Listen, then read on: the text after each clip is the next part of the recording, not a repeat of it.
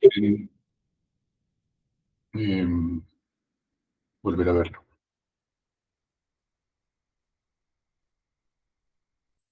Bien. Bueno, de nuevo, buenos días a todos. Hoy tenemos entonces el capítulo 10 de nuestro autor Michael C. Jackson. Voy a compartir pantalla primero que todo.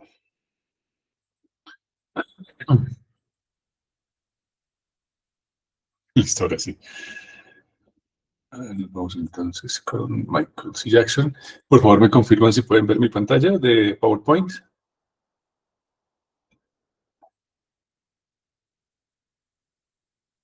Sí, profe. Sí, vale, muchas gracias por confirmar. Bien, entonces, este método de vanguardia o vanguardista, no sé muy bien cómo se traduciría, según Michael C. Jackson, se ubica con los mismos modelos que habíamos visto la vez pasada. Pongo mi puntero. Es decir, con lo que tiene que ver con análisis de sistemas, con la investigación operativa, operational research, y con la ingeniería de sistemas, ¿no? Es decir, según Jackson, se ubica exactamente en la misma casilla de metodologías para solucionar problemas en sistemas simples a partir de stakeholders unitarios, ¿no? Recuerden, cuando hablamos de simple, pues estamos hablando de organizaciones, sistemas, donde hay poca conectividad, ¿no? Donde tenemos un número, mm, digamos, cerrado, si se quiere, de agentes, ¿no? Y, digamos, donde la interdependencia es poca, ¿no? Eh, no obstante, son unitarios porque hay la posibilidad de cooperación, ¿no? Y ya sea porque pues, se tienen todavía estructuras de tipo vertical o porque hay relaciones de poder, por lo que sea, pero pues hay posibilidades de cooperación. Y si hay cooperación, pues bueno, hay posibilidades de sinergia, ¿no? Bien, esa es un poco la clasificación que nos hace Michael C. Jackson. Mm, Recuerden que digamos, empezamos con estas metodologías simples y la idea pues es terminar abarcando el grueso de estas metodologías para ver, ¿no? Las limitaciones, la aplicabilidad que hay para cada una de estas, como cuáles son los contextos en los que podemos trabajar con estas. Bien, la complejidad del proceso surge, es decir, digamos, la epistemología, si se quiere, la que se ubica ya no es la complejidad técnica, que veíamos con el pensamiento sistémico duro, ¿no? Con esas tres metodologías del pensamiento sistémico duro, sino que esta metodología es hacia la complejidad de procesos. Este surge cuando tenemos que juntar una serie de acciones interdependientes para lograr un propósito. El objetivo del pensamiento sistémico en este contexto, ¿no? de la complejidad del proceso, es dominar la complejidad para que el proceso logre lo correcto en términos del propósito del cliente y al deshacerse del desperdicio del sistema sea lo más eficiente posible. Y esto es importante tenerlo presente, ¿no? Aquí recuerden ustedes, nos enfocamos eh, en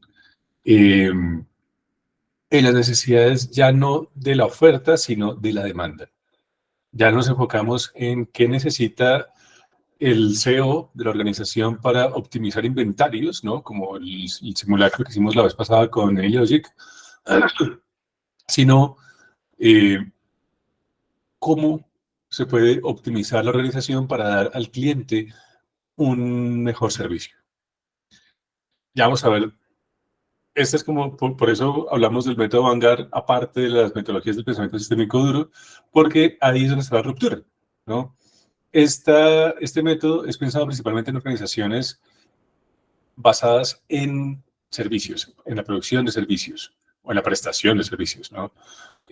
Mientras que las metodologías pensadas en el Hard Systems Thinking, el pensamiento sistémico duro, están pensadas principalmente es en organizaciones productoras de bienes y de bienes masivos, ¿no? Por eso, una de las críticas que hacía Michael C. Jackson la vez pasada, es decir, cuando hablamos de esas metodologías, es que esas metodologías era muy difícil que se pudieran adaptar, ¿no?, a organizaciones basadas ya sea en servicios o organizaciones, digamos, con stakeholders, donde las relaciones no fuesen exclusivamente de cooperación, sino de tipo pluralista, es decir, donde es posible que haya disenso y conflicto, y también relaciones de tipo, digamos, autoritario, donde se requiere, digamos, cierto tipo de emancipación, ¿no? Donde sea posible que las soluciones vengan de abajo y que haya espacio, digamos, para esto, y cómo abrir esos espacios. En ese tipo de organizaciones era muy complicado, era, digamos, muy difícil, por eso la clasificación que hace Michael C. Jackson, ¿no? Porque a pesar de que Operational Research ha intentado, digamos, incorporar un poco la complejidad de lo humano, ¿no? Pues digamos que las metodologías de simulación, las herramientas que nos ofrecen las metodologías del pensamiento sistémico duro, a partir de estos modelos matematizables de simulaciones computarizadas, pues han logrado, digamos, replicar ciertos comportamientos complejos, ¿no? Como por ejemplo las colonias de hormigas, los bancos de peces, las parvadas de aves, pero todavía eh, hay, digamos, como una limitación muy fuerte frente a los comportamientos netamente humanos, ¿no? Digamos que es un nivel de complejidad mucho mayor que para Michael C. Jackson, pues todavía los modelos, digamos, basados en agentes autónomos no logran eh, emular, reproducir, ¿no? Y según él, pues él es muy escéptico, ¿no?, a ese respecto, ¿no? Él duda que eventualmente se logre emular ese comportamiento a partir de esas herramientas de simulación. Pero bueno, digamos, ahí, hasta ahí estaba la discusión, esa era como la crítica. Aquí se intenta, digamos, hacer digamos, una aproximación más hacia esa complejidad humana, porque pues las empresas basadas en servicios ya no son organizaciones sociotecnológicas o sociotécnicas, sino principalmente organizaciones sociales, ¿no? Es decir, estrictamente, digamos, humanas, ¿no? Eh, y, digamos, un poco el éxito del método Vanguard ha sido ese, ¿no? Como ser consecuente, perdón, con unas metodologías que tienen cierta aplicabilidad para ciertos contextos. No está ajeno a la crítica, eso lo vamos a ver más adelante, pero, digamos, fue, fue un método, una metodología, perdón, pues sí, pensada, digamos, para un sector exclusivo de la producción que en su momento pues estaba emergiendo y necesitaba soluciones particulares, ¿no? Que no podían derivar y no debían derivar de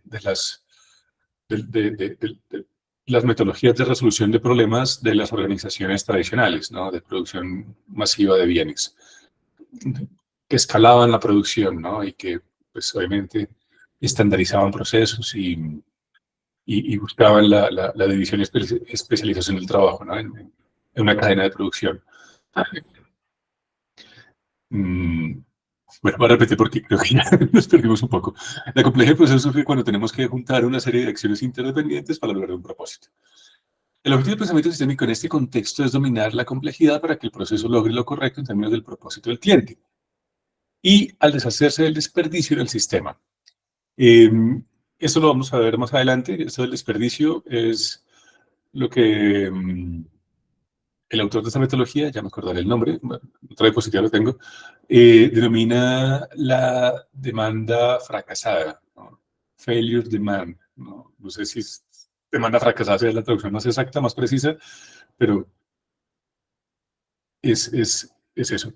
En el sistema sea lo más eficiente posible, es decir, reduciendo ese tipo de demanda, ese tipo de desperdicio, lo que busca es optimizar el comportamiento de la organización, ¿no? Existen similitudes con el pensamiento sistémico duro, pero el énfasis en las acciones en lugar de los componentes implica un mayor compromiso con las personas involucradas. Aquí, pues, de nuevo, ya es una ruptura, sigue empleando, digamos, métodos matemáticos, ¿no? Eh, sobre todo lo que tiene que ver con lo que actualmente conocemos como Power BI, ¿no? Con el monitoreo constante de los datos, ¿no? Mm, ya lo veremos más adelante. Y una de las premisas de esta metodología en particular es que el desempeño en un 95% es resultado del sistema y solo un 5% de la gente que trabaja en él. Es decir, en última instancia, es más o menos como piensa Peter Senge al respecto, es decir, la medida en que es el sistema el responsable del comportamiento, tanto del sistema como de los individuos, y no los individuos. Es decir, Peter Senge, bueno, eso lo veremos más adelante, dice, no hay culpa, es decir, no hay culpas individuales, ¿no? Porque pues la gente se comporta de acuerdo a la organización en la que está involucrada. Es decir, es como si fuéramos células madre, ¿no? Es decir, nos comportamos y nos adaptamos al entorno y a partir de ahí hacemos una función. Y nuestra función depende del entorno, ¿no? Es decir, llegamos, digamos, como reseteados, ¿no? A la organización y a partir del contacto con los otros elementos, los contactos locales dentro de la organización, entonces a partir de ahí desarrollamos ciertas características. Bueno, si no tenemos bien el ejemplo de las células madre, los invito a consultar esto, que es una tecnología bien interesante. Eh, entonces, bueno, ¿de qué va vamos, a grandes rasgos, las acciones a las que se refiere, pues, principalmente tienen que ver con, pues, como lo dice acá, transformar el sistema, ¿no? Es decir, en vez de cambiar a la gente, en vez de buscar, digamos, las personas a partir de mejores capacidades, ¿no? Digamos, como el principio del Fordismo o el Toyotismo, ¿no? Es decir, si contratamos obreros más fuertes, tendremos entonces más y mejor producción. Acá no. Acá, pues, de lo que se trata es de cambiar la organización, de cambiar el sistema. Y eso, pues, entonces implica un cambio en el pensamiento, ¿no?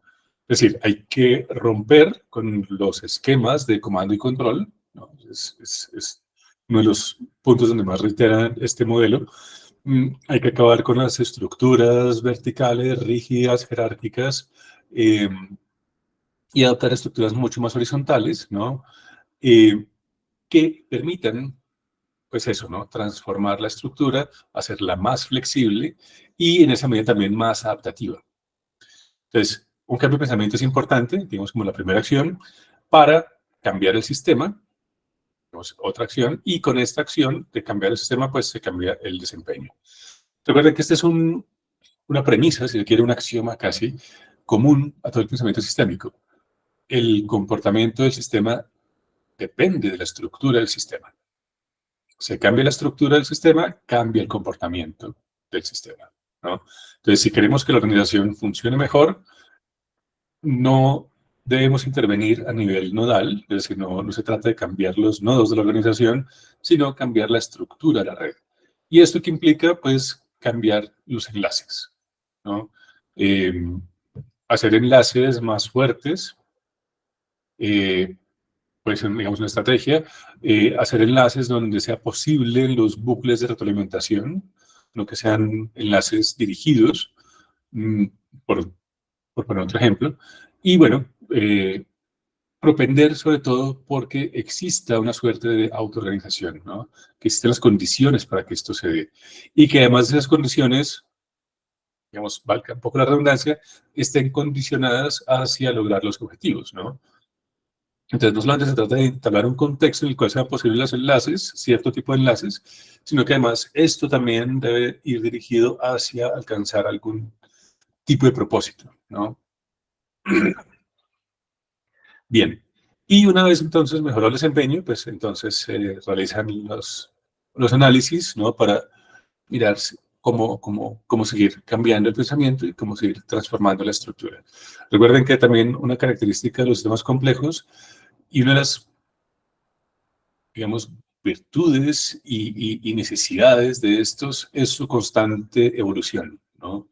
Los sistemas complejos, en la medida en que evolucionan, se van adaptando mejor a los entornos en los que habitan, entornos que ya sabemos son VUCA, ¿no? Son volátiles, inciertos, complejos y adaptativos, eh, y en la medida en que evolucionan, perdón, en la medida en que se adaptan mejor a estos, también van evolucionando, es decir, van transformando su estructura. Hay un bucle de retroalimentación ahí, ¿no? A mayor adaptabilidad, mayor evolución, es decir, mayor transformación de la estructura del sistema, y entre más evoluciona el sistema, pues mejor adaptabilidad tiene. Digamos, es un círculo, sí, un círculo virtuoso, ¿no? De evolución y de adaptación. Bien, creo que ya, sí, seguimos entonces con lo siguiente. Ahora bien, ¿de dónde viene esta metodología? Mm, según Jackson, el, el padre fundador, Seddon es como se llama el, el inventor, el creador del método Vanguard, y Seddon se basa principalmente en Lean, en esta metodología de los japoneses, en el Lean Manufacturing, ¿no? Que fue desarrollado por Toyota, ¿no? En los años 80. Y la premisa era, pues, esto, ¿no? Fabricar y vender. Es decir, ¿en qué se basaba el Lean Manufacturing? En eliminar desperdicios y eliminación de actividades que no agregasen valor al cliente. Y eso es importante tenerlo muy presente, porque recuerden, estamos en los años 80, hay una ruptura bastante importante, ¿no? Eh, bueno, por un lado, Japón empieza a convertirse en casi que en el centro de la actividad industrial mundial, es decir, le empieza a hacer la competencia muy fuertemente a Estados Unidos, ¿no? De hecho, películas como Robocop vaticinaban que en un momento dado Japón se iba a tomar el mundo, ¿no? El mismo video que tiene una hora con China, que le iban a quitar el poder a Estados Unidos, ¿no? Que se iba a ser el epicentro mundial. Eh, y pues, digamos, en su momento, digamos que estuvo como medianamente justificado. Y los japoneses empiezan entonces a desplazar la producción automotriz, ¿no? de los Estados Unidos, empiezan a tomarse, digamos, ese nicho de mercado, a partir principalmente de dos innovaciones centrales, ¿no? La primera, pues obviamente era producir más barato y por otro lado también una producción más personalizada, ¿no? Eh, sí, y es customizada, pero no, suena muy feo. Eh, ¿Cómo lo lograron? Para ellos lo importante era empezar a agregar valor no desde el producto mismo, es decir, no optimizando los procesos de producción industrial, no haciendo, no estandarizando procesos, ¿no? A partir de automatizaciones o robotizaciones, ¿no? Como, digamos, se vuelve un poco la premisa hoy en día, eh, sino a partir de la satisfacción del cliente.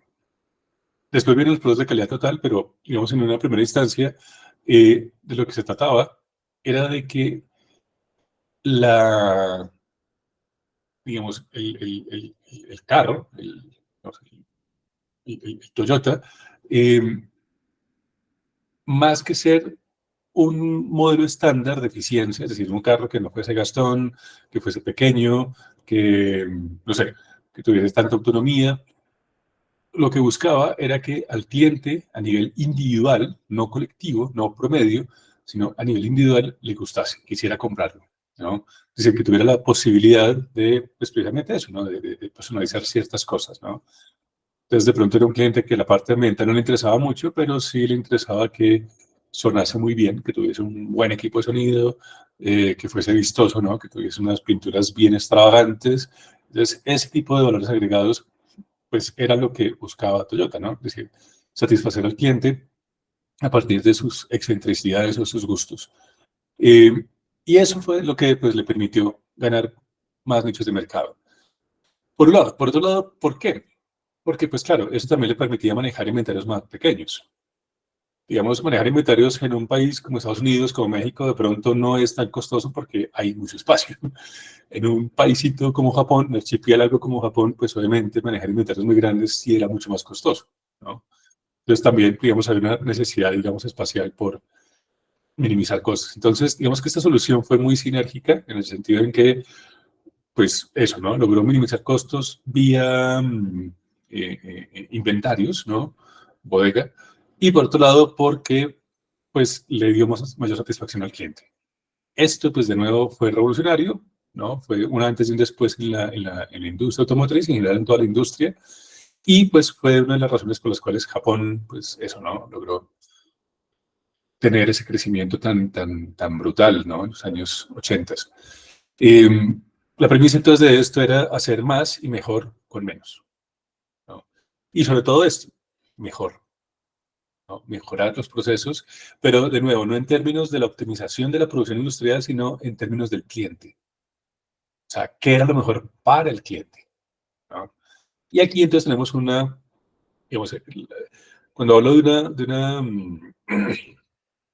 em, de una ruptura trascendental, es que a pesar de que estamos hablando de un sector industrial, es decir, pues Toyota no es una empresa de servicios, no es una empresa obviamente de producción de bienes masivos, ¿no? De cierta forma, pero lo revolucionario fue esto, que orientaron las necesidades desde el productor hacia el cliente.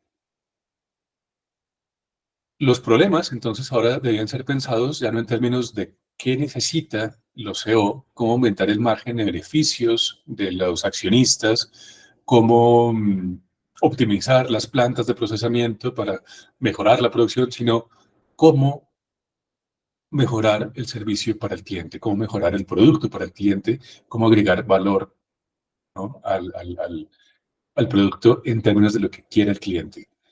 Esto fue, pues, bastante trascendental.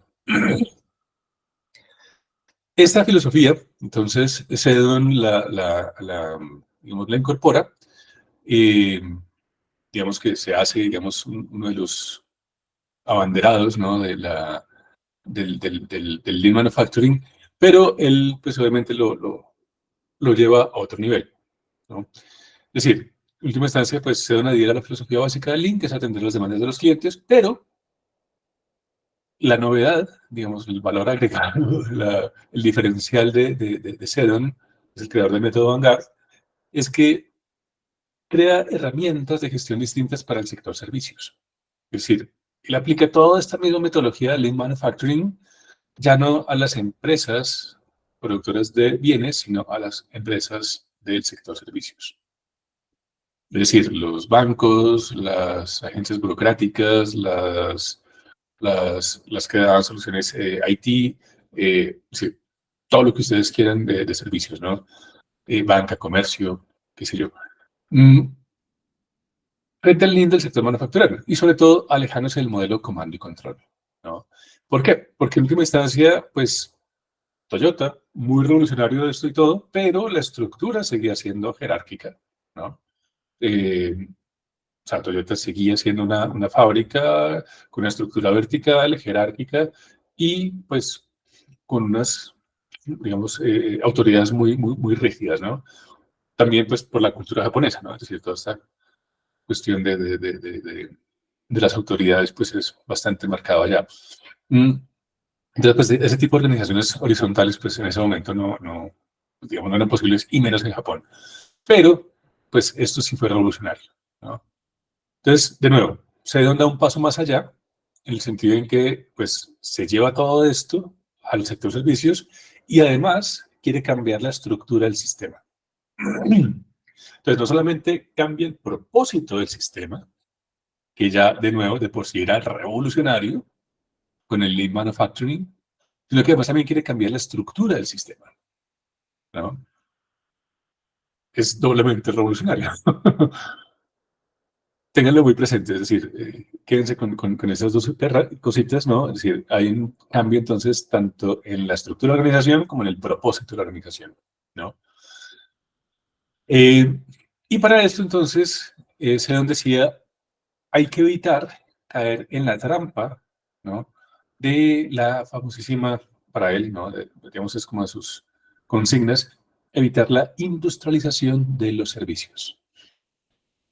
Es decir, para ese momento, el sector servicios estaba creciendo de una forma bastante exagerada, bastante exponencialmente.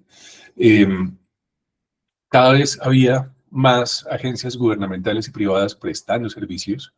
Pues ya sabemos que por ejemplo, el sector de la telefonía, ¿no? De las soluciones IT, cada vez era más y más grande, cada vez había más gente conectada por el famosísimo efecto red.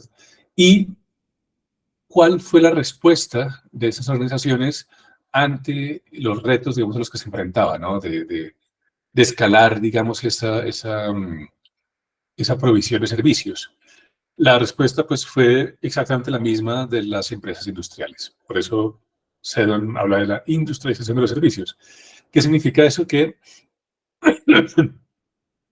él vio que en Inglaterra, con Margaret Thatcher, muchas de las empresas de servicios estaban adoptando estrategias de tipo industrial, es decir, especializar el trabajo, dividir tareas, estandarizar procesos, escalar la producción, ¿no?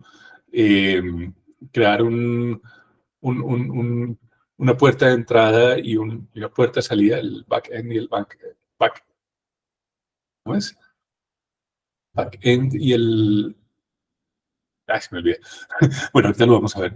Es decir, una parte que se encargara de como el de filtrar, digamos, las cosas y remitirlas, digamos, a quienes debían ser como los especialistas, que, digamos, de nuevo, era la misma lógica del sector industrial. ¿Cómo lo hacían? Pues bueno, los call centers, por ejemplo, se crearon los famosísimos conmutadores, ¿no? Con los algoritmos. Entonces creaban una serie de comandos, ¿no? Entonces, si ya, por ejemplo, piensen en, no sé, en Claro, por poner un ejemplo, se les cae el internet, necesitan que se lo restauren. Entonces, llaman al call center y no los atiende una persona, sino un conmutador. El conmutador entonces les dice, bueno, ¿cuál es su problema? ¿Es facturación, servicios, o llama para felicitarnos? ¿No? Yo no sé, puede llamar a felicitar a Claro, pero ellos tienen la opción. Mm, Marque uno entonces. Entonces, bueno, su problema es con televisión, con teléfono, con internet, con aplicaciones móviles, con toda la oferta de servicios, con el internet, ¿no? Entonces, después de 5 pasos, ya por fin llega uno a, a la opción, ¿no? Que es una solución ya predefinida, una grabación, o espere media hora para que lo tenga un técnico, ¿no? ¿Cuál es la otra opción? Tercerizar, exactamente lo que hicieron con las industrias, ¿no? Entonces, ¿qué pasó con las industrias? ¿Por qué el ALCA fue tan interesante para los estadounidenses principalmente y en menor medida para los canadienses? Pues porque México les brindaba la posibilidad de tener las fábricas cerca de casa, pero con mano de obra muchísimo más barata, mano de obra mexicana, mano de obra no especializada y que pues obviamente iba a incrementar los rendimientos, ¿no? Entonces, esos fueron los famosísimas maquilas que se impulsaron con el ALCA, con el Tratado de Libre Comercio entre los países de Norteamérica. Entonces, lo mismo, se llevan las industrias para otros países, aprovechan la mano de obra barata de esos países y obviamente eso aumenta las utilidades de la empresa, ¿no? Eso lo hicieron todas las empresas, sobre todo las automotrices, fueron las que empezaron con eso. Las del sector servicios hicieron exactamente lo mismo. Todos los call centers, entonces, se los llevaron para India, ¿no?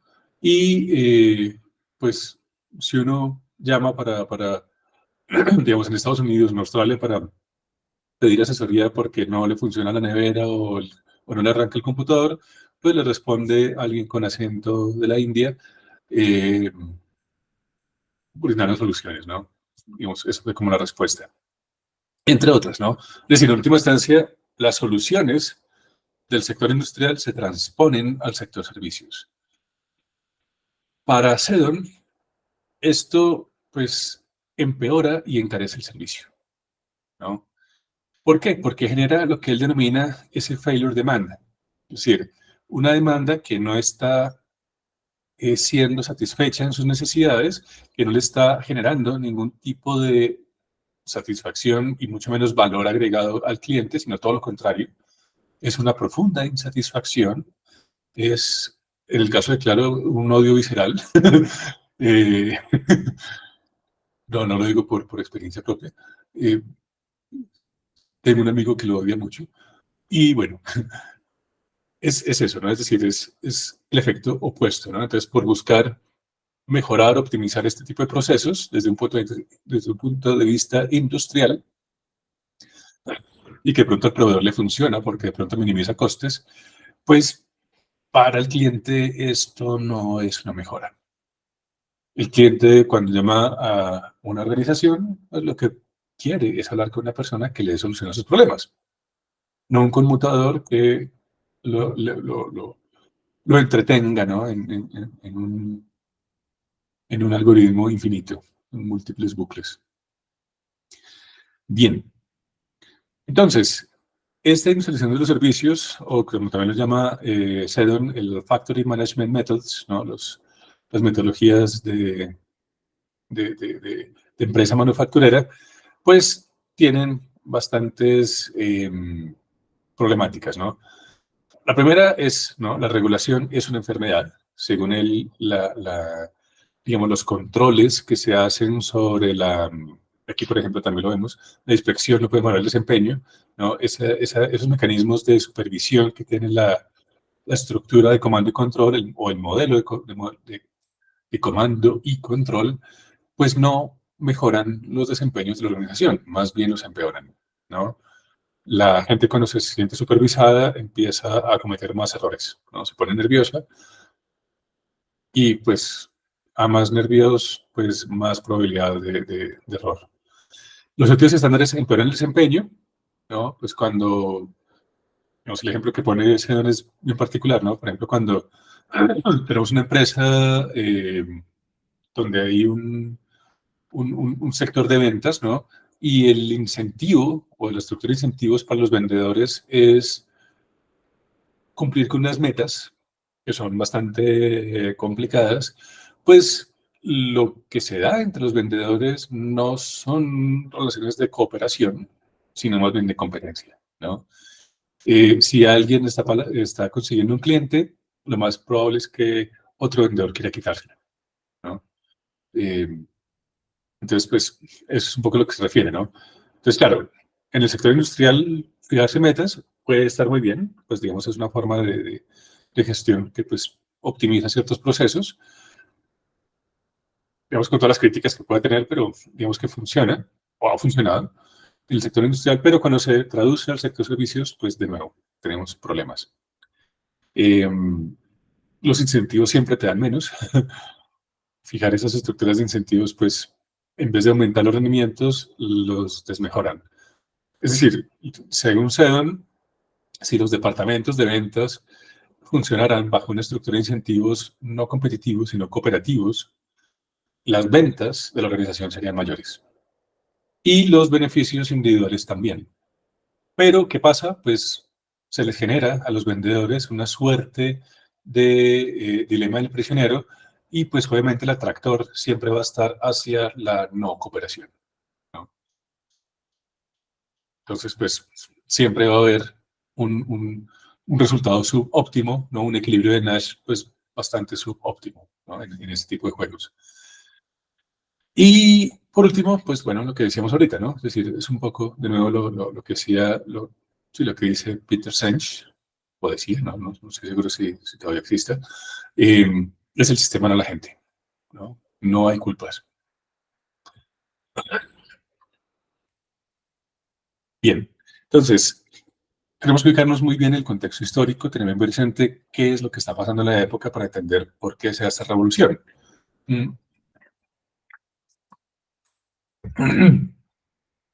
En los años 80 empezamos a ver una emergencia muy importante de las empresas del sector de servicios. Pero un segundo me voy a afanar porque estoy muy congestionado.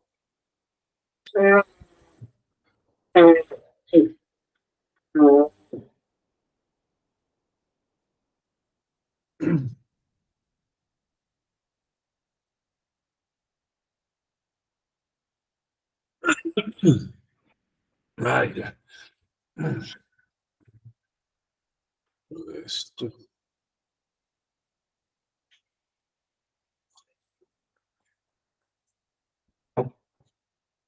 ya.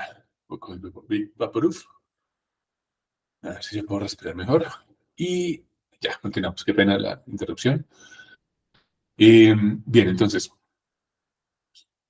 hay un desplazamiento de la economía en general, ¿no? Los PIB de los países empiezan entonces a tener una participación mayor del sector servicios en su participación dentro del componente de PIB, ¿no? Del agregado del PIB, en detrimento del sector industrial. Muchos países incluso empiezan a experimentar la desindustrialización, ya sea por la tercerización, es decir, de llevarse las fábricas a otros países, México, China, India, Bangladesh, qué sé yo, ¿no? Eh, o porque simplemente ya no hay, digamos, rentabilidad en ese sector, ¿no? De pronto ya la competencia de otros países ha hecho que esos sectores quiebren. Mm, Piensen, por ejemplo, en lo que pasó en Detroit, ¿no? Eh, pues digamos, fue un poco eso, ¿no?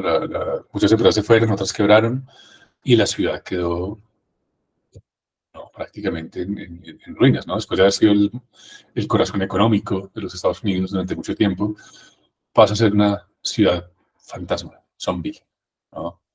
Eh, Casi que la propiedad del, del inmobiliaria empieza a cambiarse no por por la habitabilidad que tenga, sino por, por, por la, por la calidad de la tierra. Es decir, mucha gente se vuelve granjera, se vuelve, digamos, campesina porque no hay nada que hacer en Detroit, ¿no? Es decir, no hay fuentes de riqueza. Es una cosa alucinante. Bueno, es un caso para que lo estudien por su cuenta. Es muy, muy interesante. Pero bueno, digamos, eso fue un caso extremo, pero en general, digamos que es una tendencia en muchas economías a la desindustrialización. Economías que eran altamente industriales, muy desarrolladas, empiezan a desindustrializarse y de nuevo a ganar más participación en el sector servicios. Principalmente con soluciones tecnológicas, ¿no? Es decir, con desarrollo de software principalmente. En este tipo de empresas, donde de nuevo teníamos un sector industrial de productor de bienes, cuando esas organizaciones tenían problemas, consultaban con expertos que atendían a las necesidades de la empresa, es decir, de la organización.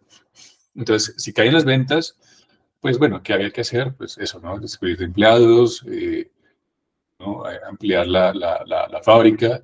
En nuestro caso, que vimos la vez pasada del inventario, si hay unas colas muy grandes, ¿no? Para abastecer, digamos, los camiones de mercancía, eh, o si hay unos costes altos por su utilización de los inventarios, entonces, pues bueno, ajustamos entonces los parámetros para hacer, digamos, esto más funcional y minimizar los costes y el tiempo de cola, el tiempo de espera en cola para abastecer los camiones, ¿no? Cosas de estas. Pero de nuevo, eran soluciones pensadas para la oferta. Acá no. Acá, de nuevo, lo que hizo Lean fue esto, ¿no? Transfiere este concepto de cliente de los directivos de la organización a un cliente que es el cliente de la organización, ¿no? Entonces pasa de la oferta a la demanda. Esto es de nuevo trascendental. Eh, la, la solución, digamos, típica o arquetípica, digamos, rutinaria de esos problemas era, pues, minimizar costes de producción, ¿no? Y maximizar utilidades. Es decir, digamos, era como siempre la consigna, había que optimizar los procesos. Y esa optimización implicaba minimizar una función y o maximizar otra función, ¿no? Eso más procesos de estandarización, ¿no? Como el famosísimo ISO 9000, que llevaba, obviamente, a generar eh, digamos, una mayor eficiencia y productividad en los procesos, ¿no? De producción, ¿no? Si todo era estándar, digamos, si el mismo tornillo le servía a la puerta del carro, al chasis del carro, al techo del carro, qué sé yo, pues obviamente esto era mucho más eficiente porque no teníamos que manejar 10 tornillos, ¿no? Para cosas distintas, ¿no? Entonces, pues esto disminuía los tiempos de ensamblaje, por ejemplo, del carro y nos permitía manejar, pues obviamente, más inventarios, ¿no? Acá ya no. Acá las soluciones tienen que ver es con cómo creamos mayor valor para el cliente, ¿no? Es decir, cómo aumentamos la satisfacción del cliente, cómo podemos mejorar el servicio que estamos dando o cómo con el servicio que estamos dando podemos satisfacer otra necesidad, ¿no? Es decir, son soluciones que buscan mejorar el desempeño, ¿no? De aquello que está consumiendo el cliente o que le permita darle nuevos usos a lo que ya existe, por ejemplo. Mm, Todo, por ejemplo, lo que hizo Uber. Eso fue una genialidad, ¿no? Cómo darle valor, ¿no? A ese carro que tengo en el garaje el 90% del tiempo, ¿no? Solamente lo uso los fines de semana para ir a a un paseo por la sabana, qué sé yo, el domingo, y a veces ni siquiera, ¿no? Entre semana no lo saco, y muy de vez en cuando lo saco de pronto, no sé, no sé, para llevar a la niña al colegio, yo qué sé, ¿no? Pero usualmente, pues el carro se mantiene guardado, ¿no? Entonces, ¿qué hizo Uber? No, pues sáquelo de ahí y obtengan algunos pesos por eso, ¿no? Póngalo a trabajar, ¿no? Y nosotros le buscamos clientes, ¿no? Es decir, es una cosa brillante, ¿no? Entonces, le dan un nuevo uso a cosas que ya tenemos, ¿no? Y pues eso, ¿no? Hay un valor ahí importante. Lo mismo pasó con Airbnb, ¿no? Tengo una casa, me sobra un cuarto, la tengo para reblujo, le puedo sacar unos pesos. Si vienen a pernoctar extranjeros ahí, pues bueno, la arreglo y le saco provecho, ¿no? A algo que ya tengo, ¿no? Por ejemplo, eso pues obviamente no era posible, ¿no? Pensar en ese tipo de paradigmas, ¿no? Es decir, aquí el valor de las cosas estaba en tener las cosas. Es decir, yo obtengo valor en tener un carro por el hecho de tener el carro, ¿no? Acá no. Acá ya se trata desde tener el carro y mirar a ver, además de los beneficios y los lujos que yo le puedo sacar, ¿no? Y de las comodidades para mi familia, también, pues bueno, si tengo el tiempo, ¿no? Pues poder también sacar algún beneficio económico de eso, por ejemplo. Mm, Aquí entonces también el paradigma era pues el modelo taylorista, ¿no? Comando y control, eh, una producción pues obviamente basada en tiempos de rendimientos, una vigilancia constante del proceso productivo para aumentar la productividad, ¿no? Y el todo lo que nos dice es no, no, no nos vamos, digamos, con esta sobrevigilancia, ¿no? Aquí lo que queremos es, pues eso, ¿no? Es decir, es más que estar pendiente de los obreros, es estar pendiente del cliente, ¿no? Cambiemos el enfoque. Ya no miremos qué es lo que está haciendo el obrero, en qué tiempos, si lo está haciendo despacio, si lo está haciendo bien. No, miremos más bien, cambiemos la perspectiva, ¿no? Y miremos entonces más bien qué es lo que quiere el cliente. Y bueno, por último, tenemos entonces esta producción en masa de tangibles frente a pues, una producción de servicios, ¿no? Y la crítica de Sedon es, bueno, ese taylorismo y esa producción en masa de tangibles, pues nos llevó a esa producción en masa de intangibles o esa industrialización de los servicios a partir de la tercerización, automatización. Y el método Vanguard, entonces, pues es una crítica a esto, ¿no? Y es una alternativa. Entonces, Sedon le da muy duro, obviamente, a ese tipo de gestión basada de nuevo en este viejo paradigma de la industria, eh, con todos los imaginarios y las cosmovisiones que hay, digamos, asociadas a esto, y los valores sobre todo, y los sesgos, ¿no? Cognitivos que pueden haber, y propone entonces el método Vanguard. Entonces, diferencias entre la estructura del pensamiento de comando y control frente al pensamiento sistémico del método Vanguard, la perspectiva, ¿no? Lo primero que tenemos que ver es que aquí la perspectiva, de nuevo, es una estructura top-down, una jerarquía rígida, donde tenemos una estructura de comando, perdón, de decisión de arriba hacia abajo. Es decir, arriba se toman las decisiones, abajo se obedece. ¿No? No hay doble sentido, digamos, en esa dirección, ¿no? Mientras que aquí no. Aquí la perspectiva es de afuera hacia adentro y sobre todo a nivel sistémico, es decir, no hay una jerarquía, hay una red, no hay una estructura vertical, hay eso, una red, es decir, una estructura más horizontal. En términos de diseño, este tipo de gestiones pues tenía que ser funcional, sí o sí, ¿no? Es decir, la organización tenía que pues cumplir con los objetivos y pues en última instancia siempre ser funcional. Acá el diseño de los sistemas tiene que ver con esto, ¿no?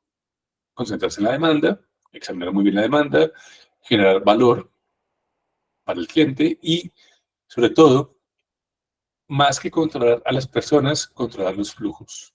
Eso ya lo veremos más adelante. En términos de toma de decisiones, el pensamiento de comando y control, pues lo que buscaba era hacer una separación desde el trabajo, es decir, una,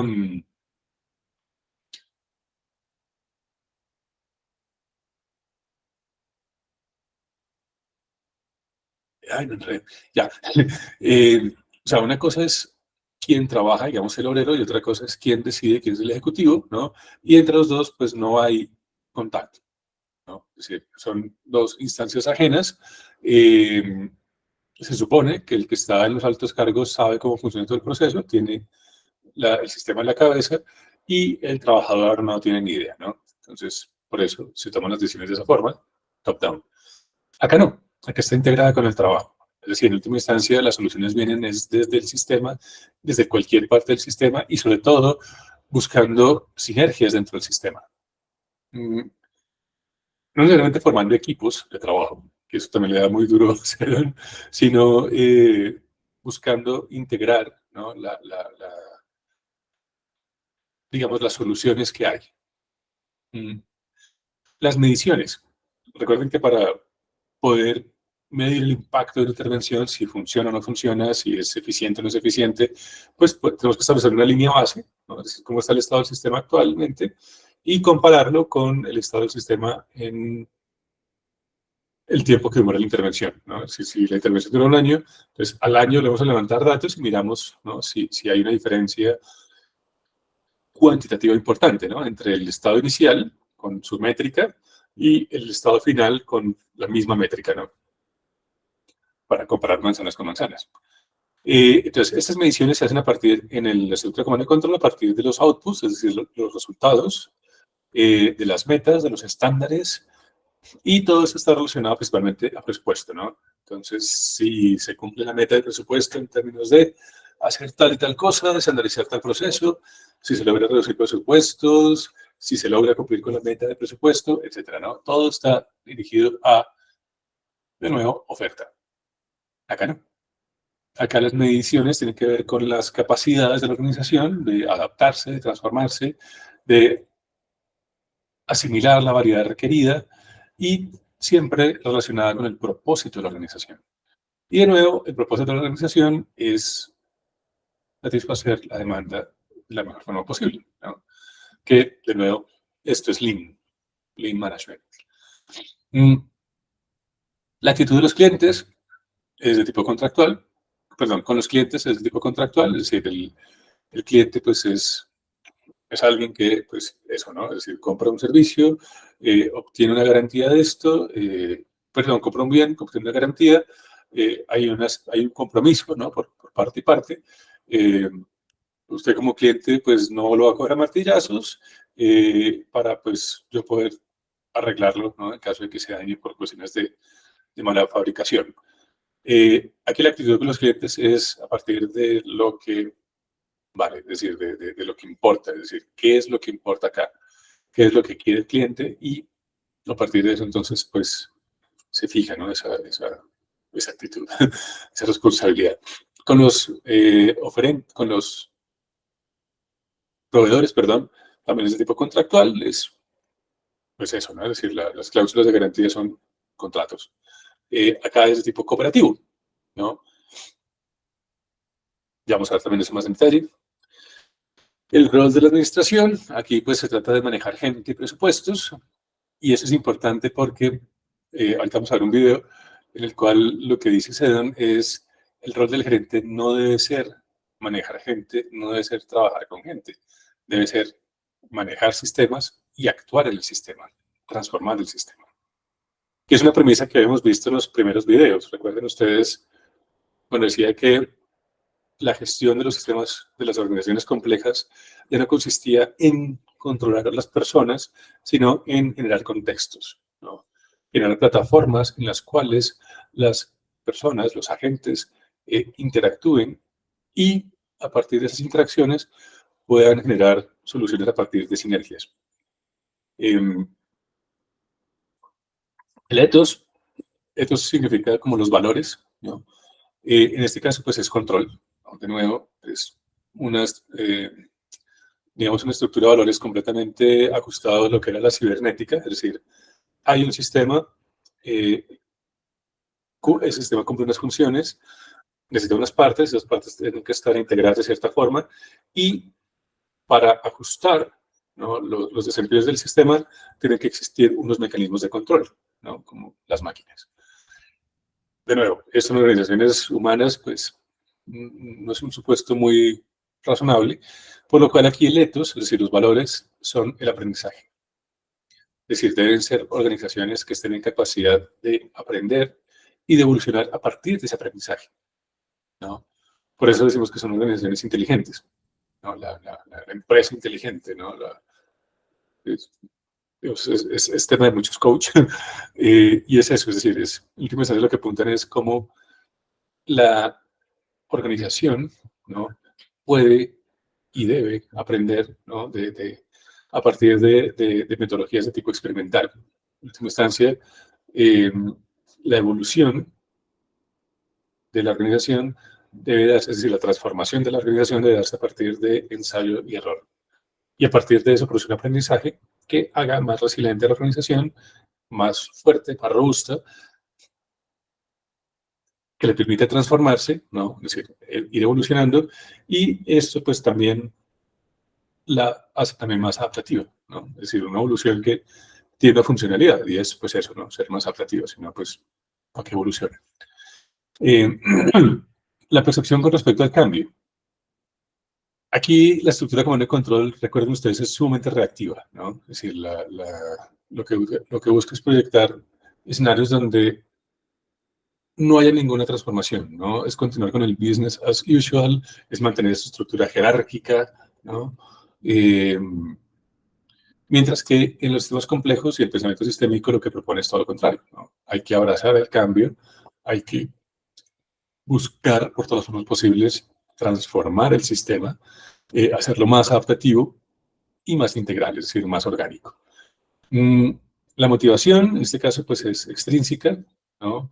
¿Qué significa eso? Pues que la gente está motivada principalmente por factores económicos, ¿no?, que tienen que ver con la remuneración, por las ventas, es decir, cosas que vienen desde afuera de la organización, se cumplen las metas, ¿no?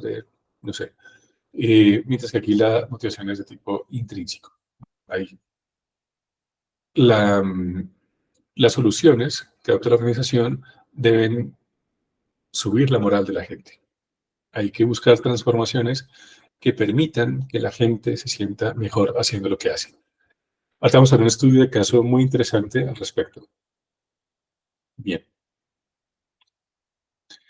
ese es el estudio de caso. Esta, pues, es tomado de una intervención que hizo Seddon con su método Vanguard en esta ciudad de Virginia, Estados Unidos, en Portsmouth, con el ayuntamiento, con el consejo municipal, consejo ciudadano de Portsmouth. Y, pues bueno, ellos obviamente tenían el problema, ¿no? Para lo cual, pues, por lo cual más bien llamaron a Sedan.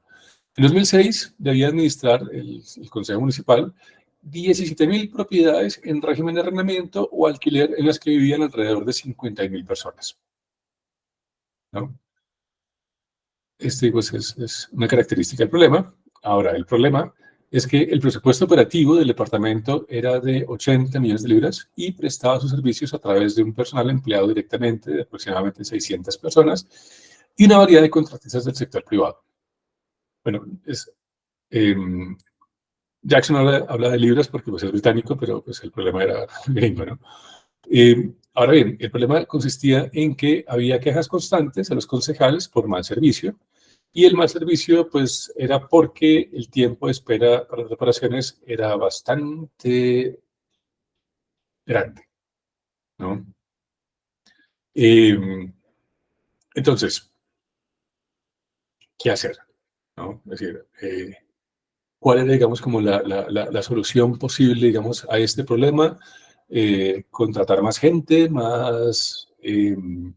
más contratistas o más personal para el ayuntamiento, pero si se contrataba más, pues obviamente los costos también iban a incrementar.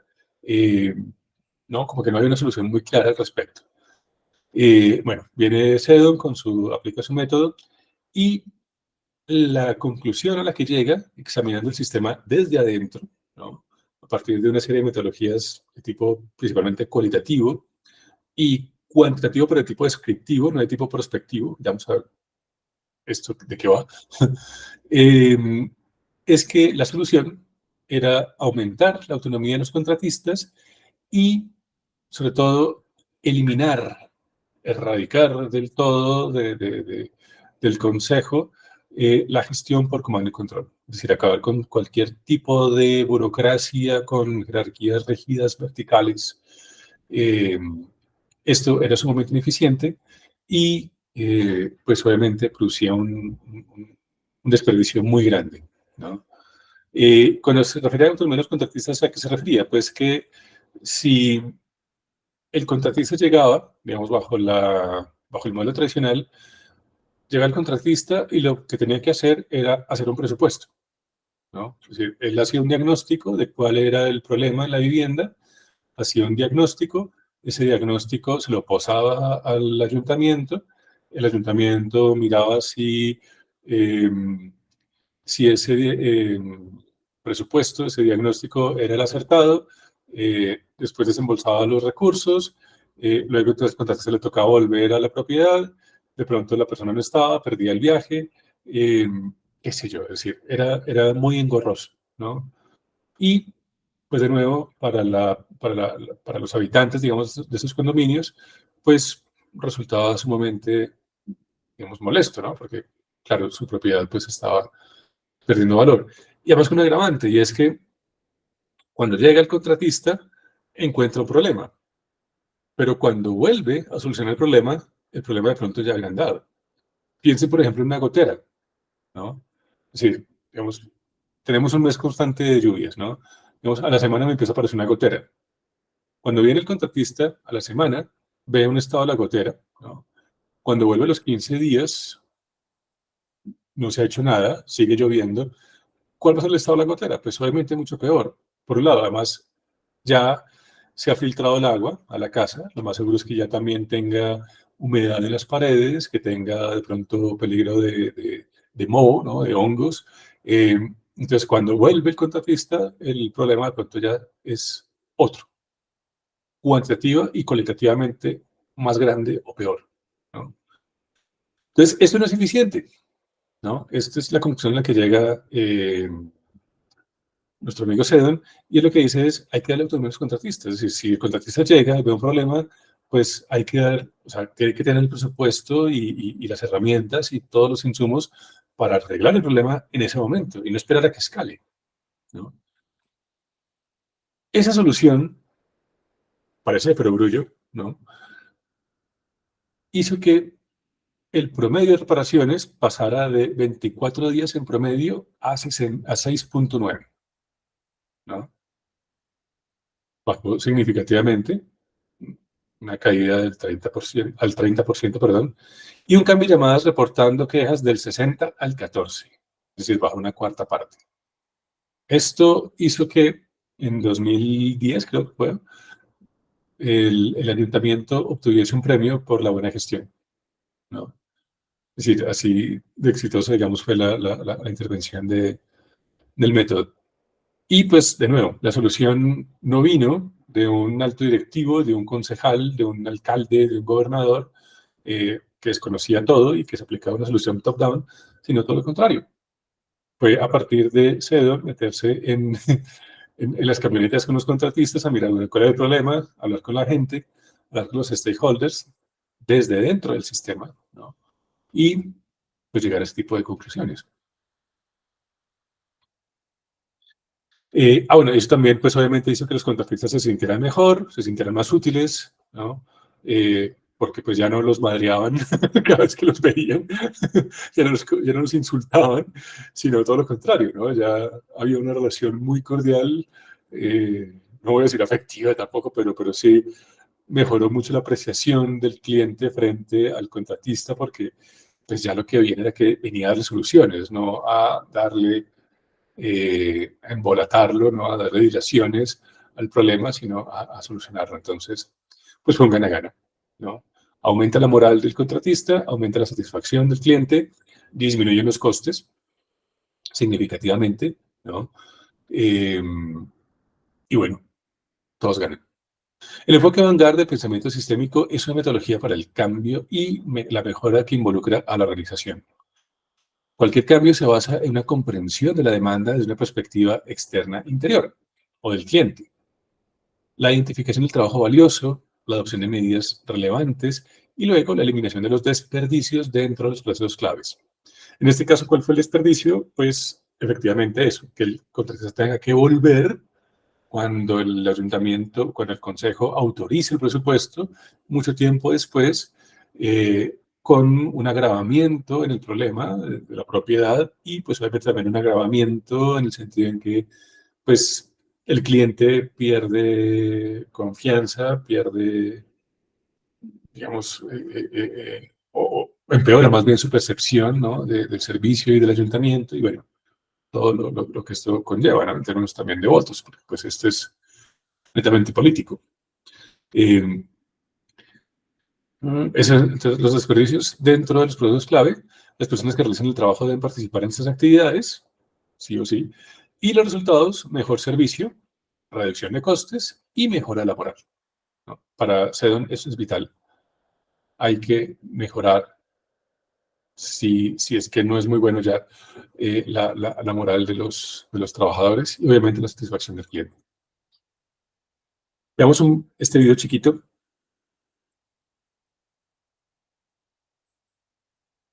a modo de resumen de lo que hemos venido hablando, si me deja. Permítame, activo los subtítulos.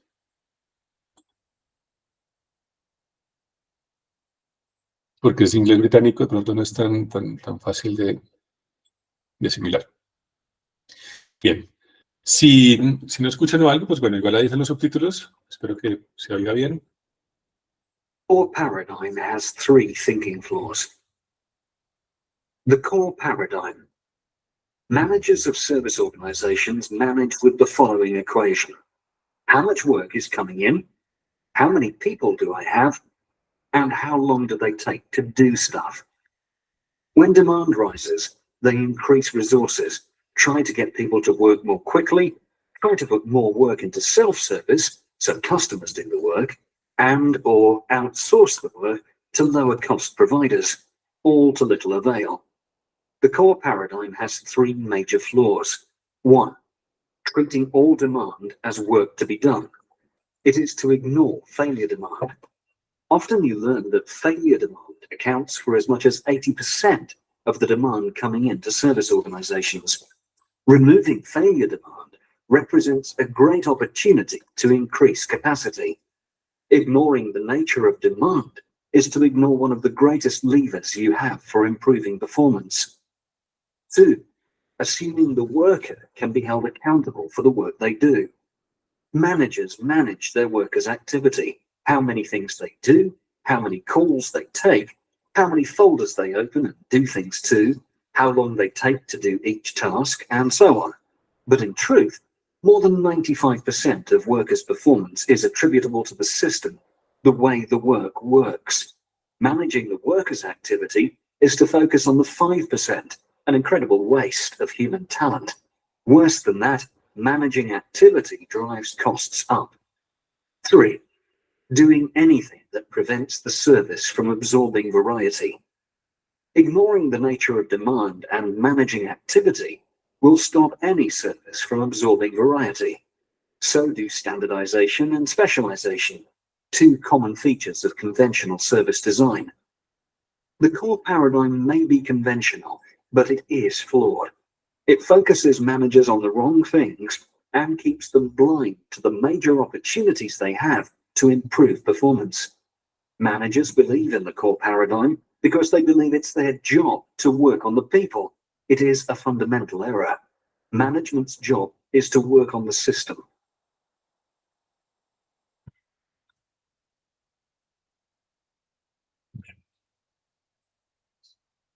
A modo de resumen de lo que hemos venido diciendo, ¿no? De nuevo, la gestión debe basarse es no en controlar a las personas, lo que hacen, ¿no? La productividad que puedan tener en sus actividades, sino en el sistema, en cambiar el sistema.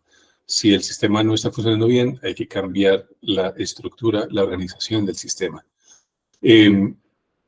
Por eso poner el ejemplo con la barrita, ¿no? Es decir, si el 95% del desempeño de la organización depende del sistema, de la organización del sistema, y solamente un 5% de las personas poner al gerente, ¿no? Al administrador, a lidiar con ese 5%, pues es un desperdicio muy grande, ¿no? Tiene que centrarse en ese 95% que es de lo que va la cosa, ¿no? De lo que determina el comportamiento. Bien, ahora, la metodología, digamos, es decir, ese tipo de intervenciones como la que hemos visto, la que vimos en Portsmouth, se basa en esta metodología. Es decir, en última instancia, el método andar es la aplicación de la metodología Check, Plan, and Do. Check responde a la pregunta de, bueno, es el análisis de qué y del qué y el por qué del sistema actual, ¿no? Es decir, cómo tenemos el sistema presente, ¿no? ¿Y en qué consiste? Provee entonces un entendimiento sólido, perdón, del sistema así como es, e identifica el desperdicio y las causas del desperdicio. Entonces, el check responde a qué, o más bien, cuál en realidad es el propósito de este sistema, cuál es la naturaleza de la demanda del cliente, qué está alcanzando el sistema, qué está logrando el sistema, cómo funciona el flujo de trabajo, cuál es el valor del trabajo y cuál es el trabajo valioso y cuál es el trabajo desperdicio, ¿no? Y por qué el sistema se comporta como se comporta, ¿no? Esto, pues bueno, eso se logra, digamos, una vez que el equipo de sistemas comprende la demanda y la capacidad de respuesta del sistema, puede comenzar entonces a trazar un mapa de System Picture, puede ser también un Richard Picture, es decir, son metodologías cualitativas, ¿no? Donde lo que buscamos es diagramar y encontrar y hacer un mapeo, ¿no?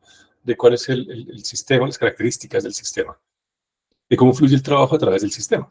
Es decir, digamos, es que un diagrama de red para mirar cómo fluye lo que tiene que fluir por el sistema, la información, los recursos, qué sé yo. Y dónde están entonces los obstáculos a ese flujo, ¿no? ¿Qué es lo que interrumpen esos flujos? Entonces, bueno, provee un marco conceptual para establecer cuál es el propósito del sistema, cuál debería ser más bien el propósito del sistema y cómo el flujo de trabajo puede mejorarse para alcanzar ese estado, ese propósito, perdón. Bien, entonces aquí, ¿de qué va la cosa? Principalmente de generar entendimiento. Se trata de entender el sistema, ¿no? Eso parece tonto, parece perogrullo, pero antes de aventurarse a soltar soluciones, a escupir soluciones, lo primero que dicen, y eso digamos, coinciden casi todos los pensadores sistémicos, es entender el sistema. ¿no? Es meterse dentro del sistema, entender cómo funcionan las relaciones, cuáles son los agentes, digamos, que funcionan, digamos, a nivel nodal, que están, perdón, presentes a nivel nodal, y cómo se relacionan entre sí, y esas relaciones que se dan, ¿no? Es decir, que emergen.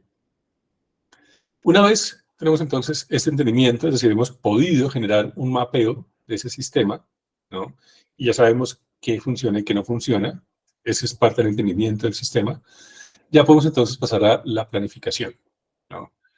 Mm, Ahora, cuando habla de plan, principalmente habla de esto, ¿no? Es la exploración de soluciones potenciales para eliminar el desperdicio. Es decir, en última instancia, ese plan significa es mirar alternativas. Es decir, ¿cuáles son las posibles soluciones? ¿No? No pasamos, digamos, a la parte de ejecución de una vez, ¿no? Que sería, digamos, el ciclo de vida del proyecto más convencional. El plan entonces pregunta, bueno, ¿cuál es el propósito del sistema desde la perspectiva del cliente? ¿No? Porque, bueno, aquí veíamos, bueno, cuál es el propósito del sistema, pero no nos preguntamos específicamente, bueno, ¿qué es lo que quiere el cliente? ¿No? Simplemente estamos entendiendo el sistema. Por eso no sesgamos si es el propósito del cliente, sino, bueno, ¿qué es lo que persigue el sistema? ¿No? Por eso entrevistamos a todo el mundo para mirar, bueno, si hay consenso y mirar, bueno, cuáles son como esos propósitos que podrían salir de ahí.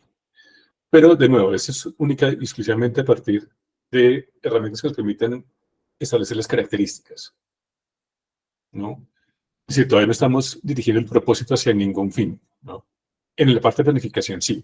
Ahora buscamos entender, y el propósito no del sistema como está actualmente, sino de cómo debería ser. En última instancia, aquí trazamos un estado inicial, el estado presente, las características estructurales del estado presente, y en el plan empezamos entonces a mirar las características estructurales que tendría el estado ideal, el estado futuro, a donde queremos llegar con nuestra intervención. Entonces, bueno, ¿cuál es el propósito del sistema desde la perspectiva del cliente? ¿Qué o cuáles necesidades de cambio para mejorar el desempeño contra el propósito? ¿Cuáles serían, sí, los desempeños? ¿Y qué mediciones o qué medidas son necesarias con el fin de aumentar esta mejora, ¿no? Entonces, de nuevo, estado ideal. Estado presente, estado futuro, estado actual, estado ideal, ¿no? Y el do, pues es ese vector que nos lleva del estado sub 0 al estado sub 1, ¿no? Entonces, aquí es donde tenemos la implementación de las soluciones, incrementalmente y por experimentación. Importante esto, ¿no? Recuerden, se trata desde el aprendizaje y el aprendizaje depende principalmente de que haya experimentación, de que haya la posibilidad de aprender a partir de ensayo y error, ¿no? De llevar soluciones a partir de ensayo y error. Mirar qué sirve y qué no sirve y poder, pues, corregir, ¿no? No tener, digamos, casarnos con una sola solución. Esto entonces nos permite el testeo y la introducción gradual de cambios mientras aún se consideran posibles mejoras. Es decir, aquí no tenemos la solución definitiva. En la implementación, y esto es interesante, se empieza entonces a experimentar con soluciones, ¿no? Digamos, en muchos de los ciclos de vida del proyecto, de la planificación de proyectos, en el do, perdón, la parte de ejecución, ya hemos experimentado todo en la parte del modelado, en la parte del testeo de hipótesis, y en la ejecución, entonces, pues, ¿qué es lo que ejecutamos? La solución última y definitiva, ¿no? Aquí no, en esta metodología no. Esto es bueno o malo, pues ha funcionado, ¿no? Digamos, no. Entonces, de nuevo, implementar soluciones mientras podemos seguir considerando otras posibles, ¿no? Por eso son incrementales y son graduales, ¿no? Es decir, no se trata de hacer todo digamos, lo que se plantearía, sino de forma muy incremental y se va midiendo, bueno, si eso, qué efecto tiene, ¿no? Entonces, desarrolla rediseños con los cuales poder hacer el trabajo, se experimenta gradualmente, se continúa la revisión de cambios y se trabaja con administradores en su propio proceso de cambio de rol, ¿no? De nuevo, recuerden que la parte también central de esto es echar por piso toda la estructura jerárquica de comando y control y sobre todo la percepción del administrador como el controlador, ¿no? Y el controlador de gente, además, ¿no? Aquí, de nuevo, se trata de que el gerente, el administrador, se fije más en el sistema, en la estructura del sistema, en los flujos, en eso, ¿no? Entonces, por eso también se trabaja mucho con los administradores para hacer ese cambio de valores, ¿no? O ese mapa, ese cambio de mapas mentales, ¿no? El modelo del iceberg, si recuerdan, el apalancador. Aquí, bueno, entonces se trata de rediseño y reducción de desperdicio. Entonces, en la parte del plan, pues lo que se busca es esto, ¿no? Buscar cuáles son los apalancadores que podrían sacarnos de este sistema y llevarnos a este sistema a partir de esta experimentación gradual, ¿no?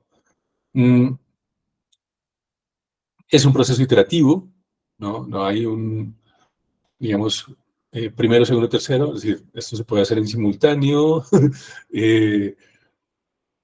Podemos pasar del check al plan, del plan al check otra vez. Es decir, si de pronto aquí el estado inicial de pronto no nos quedó muy bien hecho, de pronto el mapeo está muy completo, entonces pues se puede volver. No es, digamos, muy riguroso en ese sentido, ¿no? Es todo lo contrario, es muy flexible, es iterativo. Bien. Como les decía, principalmente se trabaja con modelos cualitativos y cuantitativos, pero cuantitativos no en el sentido de modelos analíticos, ¿no? Es decir, no es muy dado a trabajar con fórmulas, ni con modelos de regresión, ni con sistemas de ecuaciones.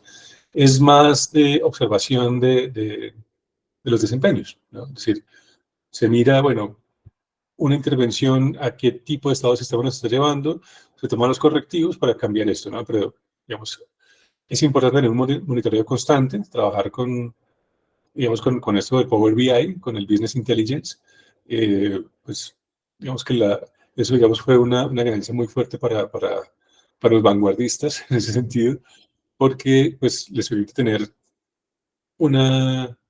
digamos, un control del sistema, de nuevo, del sistema, no de la gente, en tiempo real, ¿no? Y bueno, más que control, una observación. O sea, ahí me voy aclarando el puñal yo solito.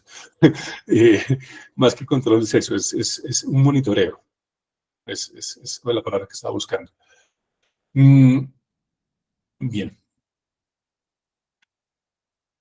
Alcanzamos, sí, alcanzamos.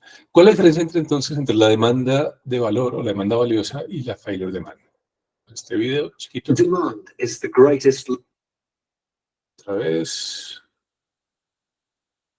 Esos videos me encantan porque por un lado son muy sencillitos, son muy sintéticos, están muy bien hechos. Y pues son de la organización.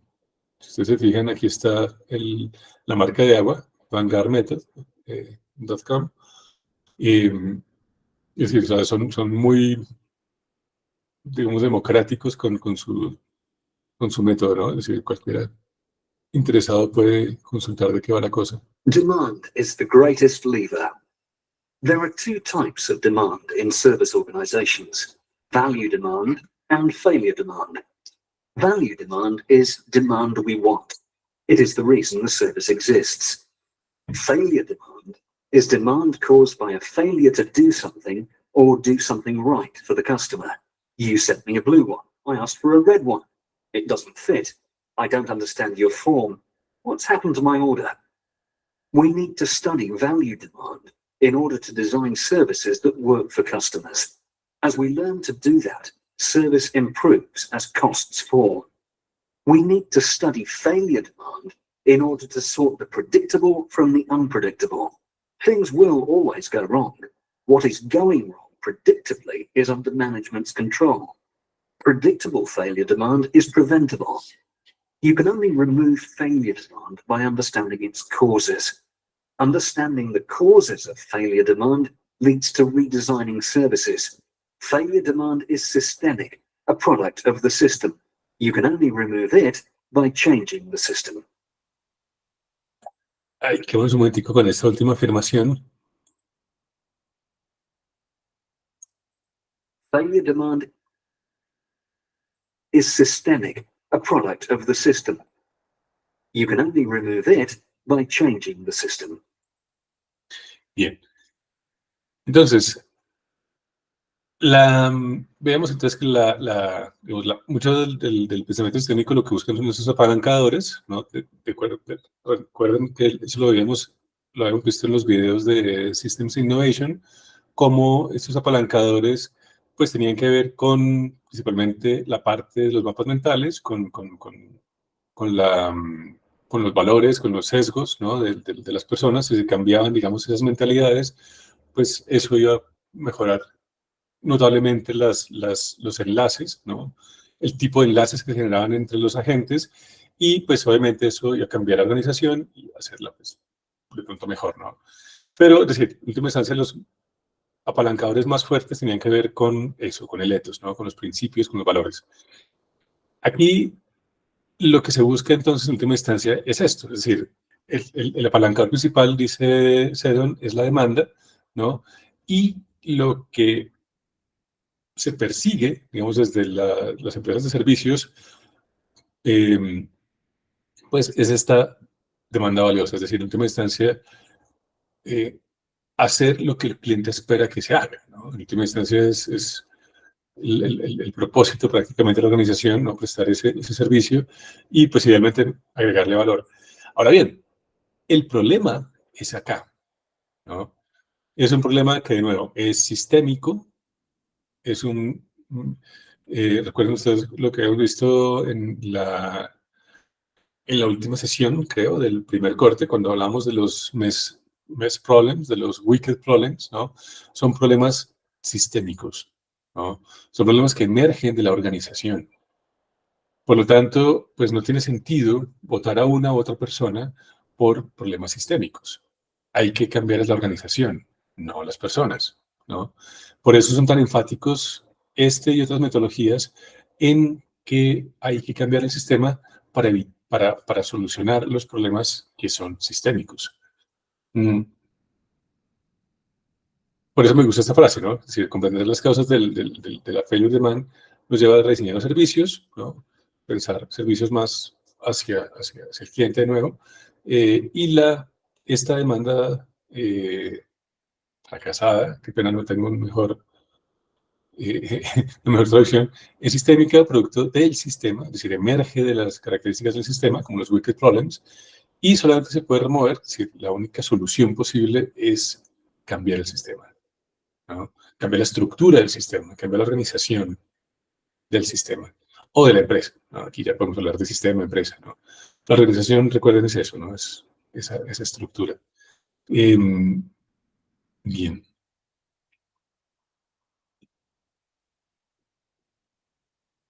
Bueno, ya vamos finalizando un poco. A modo de resumen, entonces, tenemos una suerte de gestión de proyectos y pues, obviamente de problem solving, si se quiere, a partir de dos enfoques: el método Vanguard, ¿no? Donde el cliente es la demanda; el modelo de comando y control tradicional, taylorista, del siglo XIX hasta el día de hoy sigue funcionando, donde pues el cliente es la oferta. Están enfrentados en términos de propósito, ¿no? Ya sabemos, porque pues aquí el propósito es optimizar las condiciones de la organización, donde incluso también entran en esa dinámica o en esa lógica las metodologías del pensamiento sistémico. Es decir, también refuerzan un poco esto de que el cliente es la oferta y de que hay que mejorar la organización, ¿no? de la fábrica para hacer, digamos, organizaciones más eficientes y pues más productivas, ¿no? Este propósito, lo interesante aquí es que es producto, ¿no? de estas metas y de los niveles de servicio de las organizaciones. Mientras que aquí el propósito, ¿no? Es fijado, digamos, de forma, si se quiere, externa por parte del cliente.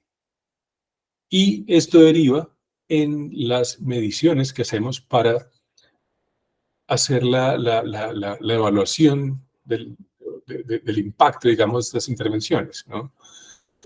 Acá no, acá pues el propósito viene de nuevo de estas metas, es circular, ¿no? Es decir, las metas fijan los propósitos, los propósitos fijan las metas, y las metas están ajustadas a esto, ¿no? A presupuestos, estándares y pues objetivos, ¿no? Aquí las medidas tienen entonces que ver con,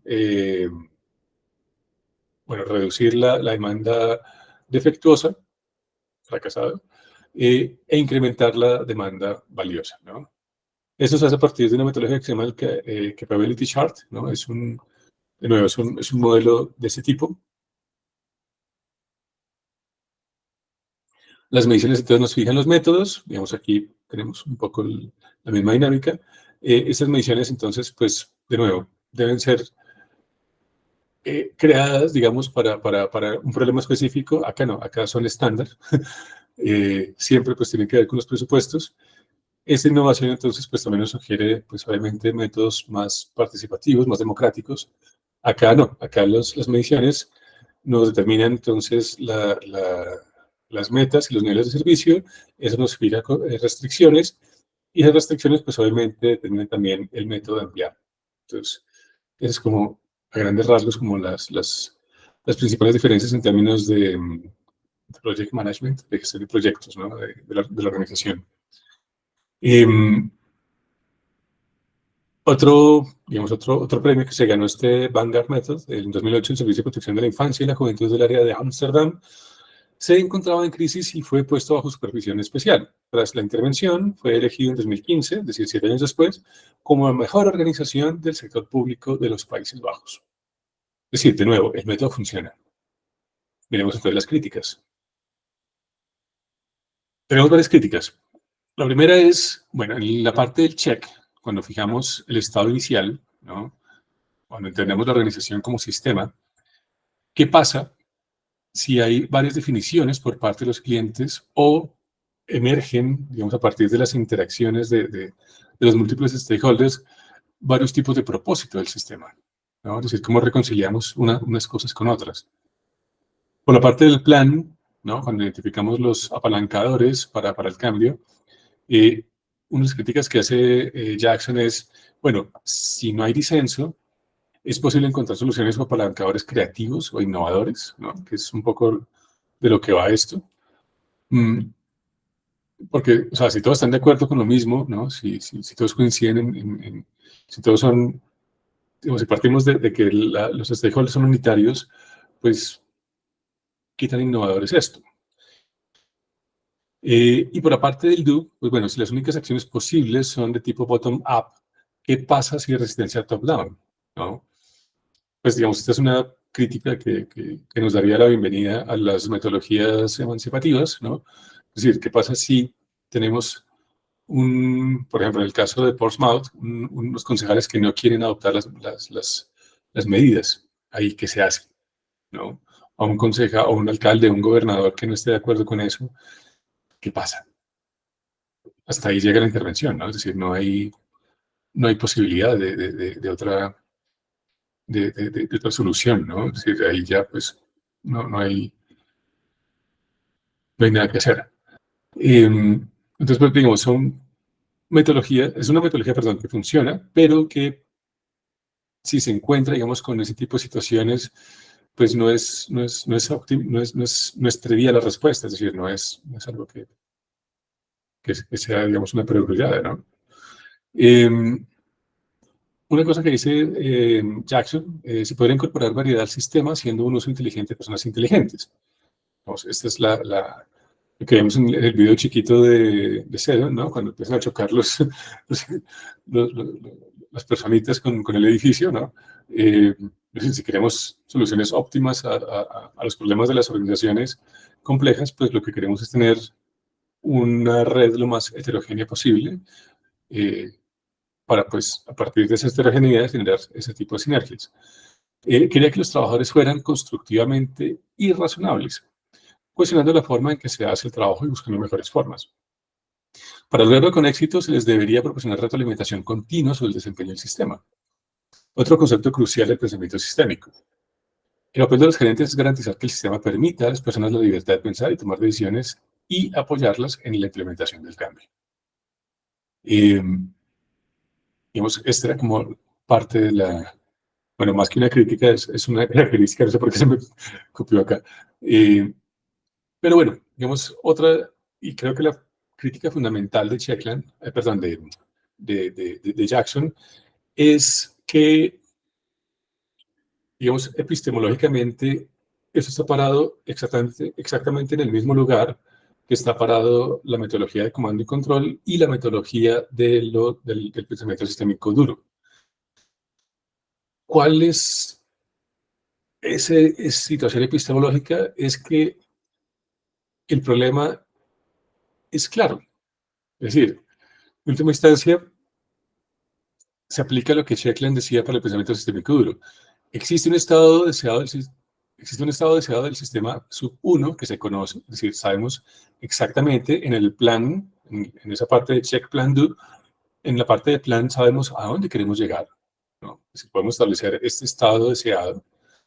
En la parte del do, perdón, en la parte del check, podemos establecer cuál es el estado actual del sistema, el S sub 0, ¿no? Con precisión, con ciertas, digamos,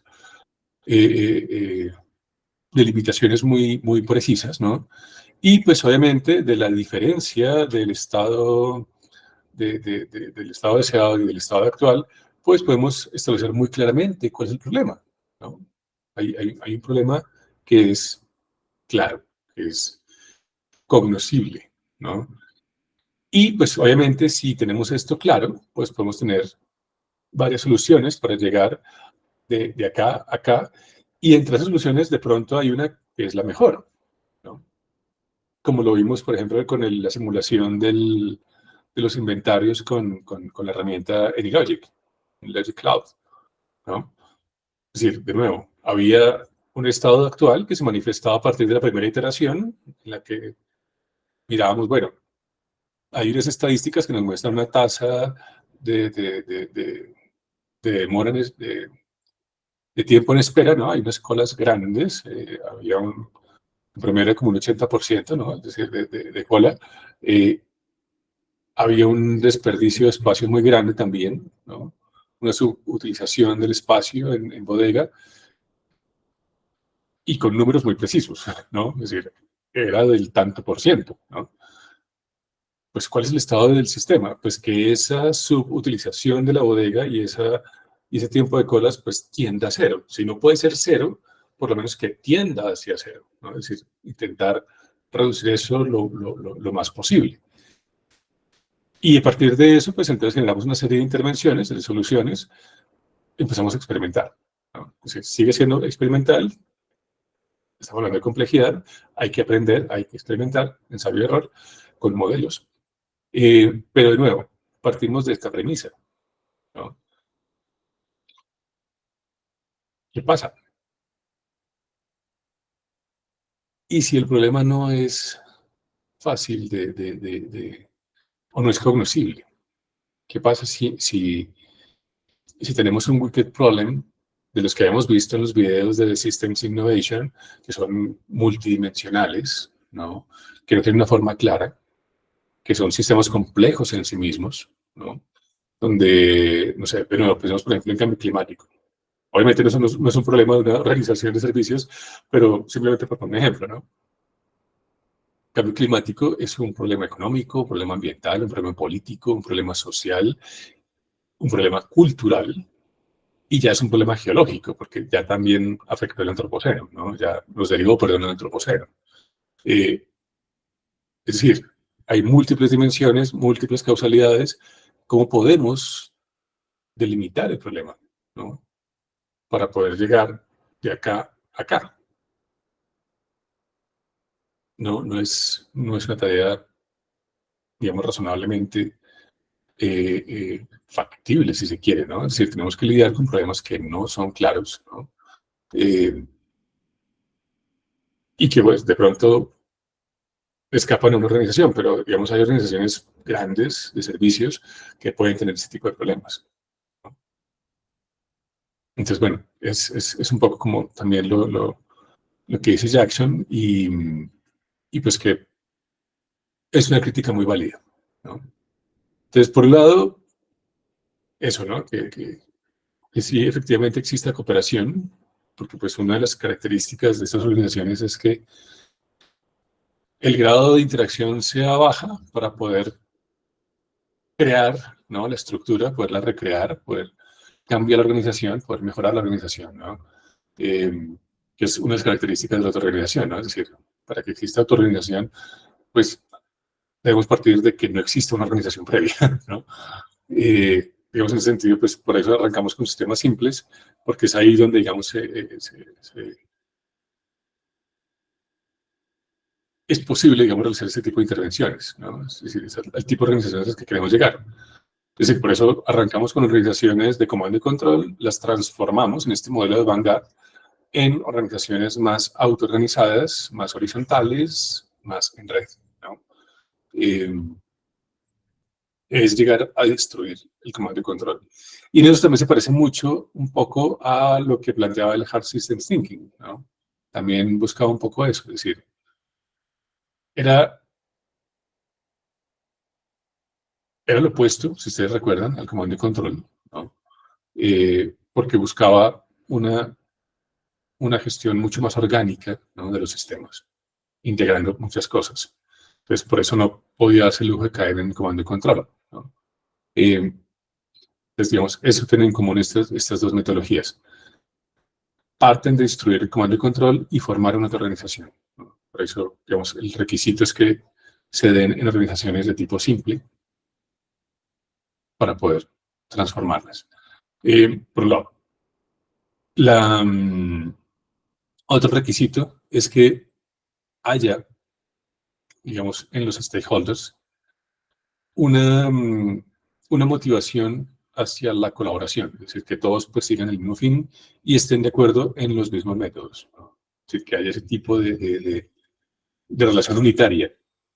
Mm, Si no, pues ahí hay un problema grande, porque ahí ya esta metodología, esta en particular no es tan eficiente y, bueno, y el Hard System Thinking tampoco, ¿no? Es decir, por eso cuando trata de tener en el caso de la investigación operativa, cuando intenta pasar a la investigación operativa blanda, ¿no?